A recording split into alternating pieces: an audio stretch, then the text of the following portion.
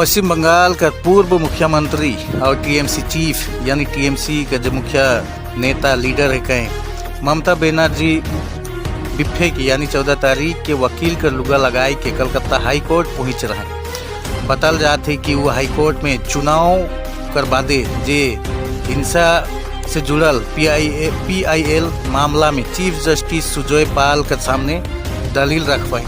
ई याचिका टीएमसी नेता और वकील कल्याण बनर्जी कर बेटा शीर्षन्या बनर्जी दायर कर रहे। उम्मीद है कि ममता बनर्जी सुनवाई कर दौरान कार्रवाई कर कई पहलू जे मना है कर ऊपरे प्रश्न उठावे।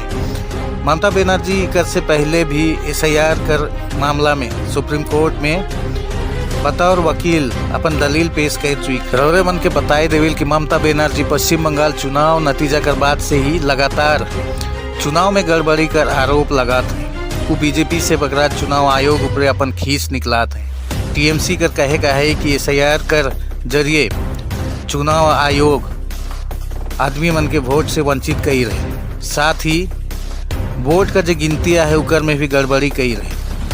रौरे मन के बताए देवेल कि पश्चिम बंगाल विधानसभा चुनाव कर नतीजा 4 मई के आए रहे।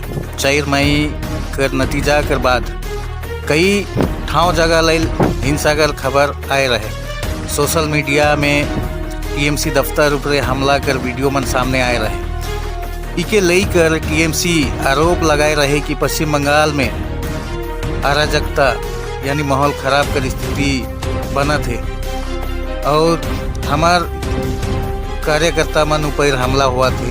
यही मामला के लेके टीएमसी नेता और पूर्व मुख्यमंत्री ममता बनर्जी हाईकोर्ट पहुंच रहे हैं, जहां उनके चोर चोर भाईपो चोर पीसी चोर कह के नारा लगा लाए उनके देख के।